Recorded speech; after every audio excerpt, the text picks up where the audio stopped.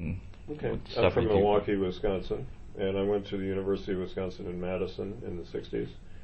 That's where I became a film buff. I got interested in film through seeing Citizen Kane in a film class, and I was a journalist, and my parents were journalists, and I thought I would do that for a career and write novels, and then I saw Kane, and I wanted to be a filmmaker, and I wrote screenplays for about 20 years in Hollywood, and won a Writers Guild Award and I got a couple of Emmy nominations, and but I've been writing books since I was 15. When I was a kid, I was a big baseball fan, and I was selling hot dogs and Cokes at the Milwaukee Stadium for the Milwaukee Braves baseball team and the Green Bay Packers football team when Vince Lombardi was the coach. And I wanted to know more about baseball slang, and there wasn't really a good book on the language of baseball, so I started writing one when I was a sophomore in the summer of 1963, and I didn't really know how to write a book, and I just sort of taught myself by doing it. It took about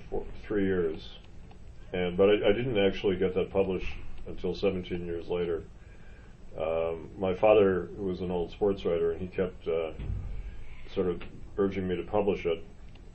So in the late 70s, I updated the book and got it published.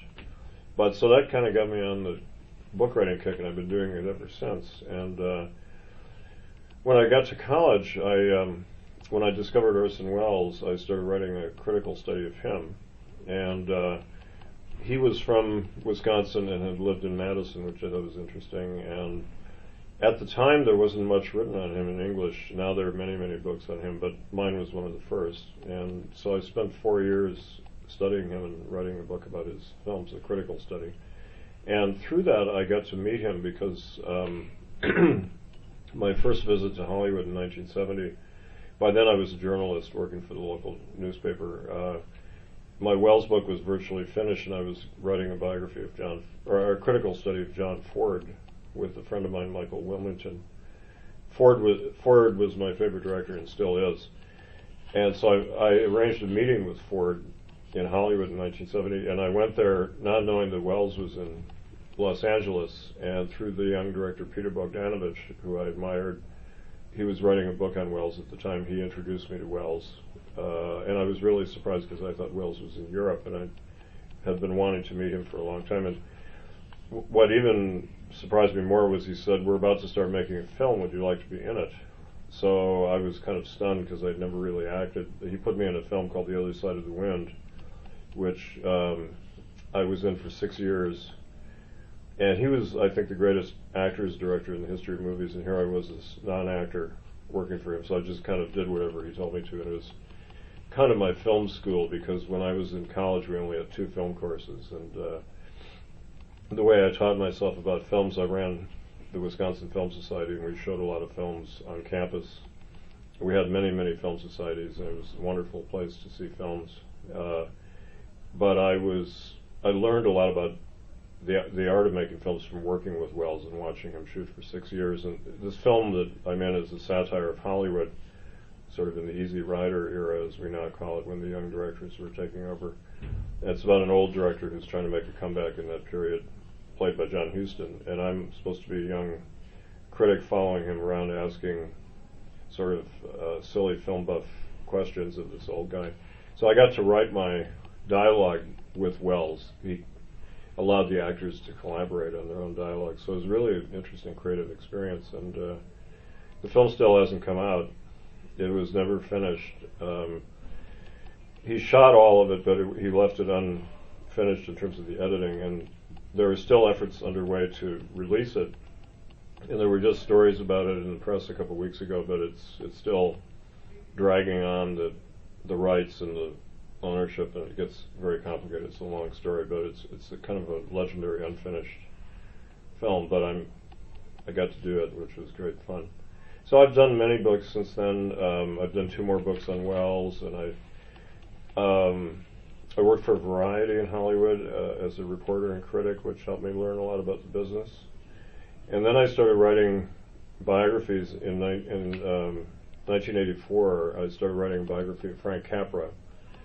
And I had written 5 American Film Institute Life Achievement Award programs for CBS, which were really my best experiences as a screenwriter, because I got to work with all kinds of great, legendary people, not only the people who got the awards, who were Jimmy Stewart, Fred Astaire, Frank Capra, John Huston, and Lillian Gish, but all the people they worked with, you know, and their friends and stars and colleagues who came on the shows. I got to write their speeches and help put together the programs, and so those were great. And one of them was Capra, so I got to know him better, and I realized that there was a big story there that had been neglected, that he was not really the man people thought he was. They thought he was some kind of a warm-hearted liberal humanist, and he was actually a very conservative guy who was very bitter. And but the story I found out was that during the blacklist period he had become a secret informer and had been accused of being a subversive, which is ironic because he was really a very patriotic American. He was an immigrant from Sicily, but nobody's ever been more patriotic than Frank Capra in his films. So he was accused of being subversive because he had made films of social criticism in the 30s, and he had worked with a lot of liberal and left-wing writers, so he kind of panicked and turned in some of his colleagues, mostly writers, as suspected communists.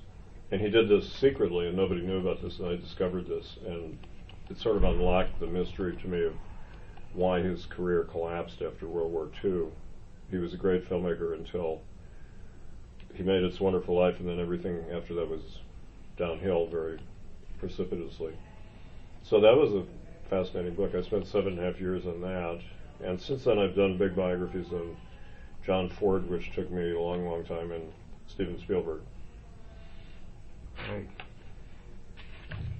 I've been teaching here since 2002. 2002? Yeah, I've taught courses off and on since the 70s, but I didn't get into teaching full-time until I came here.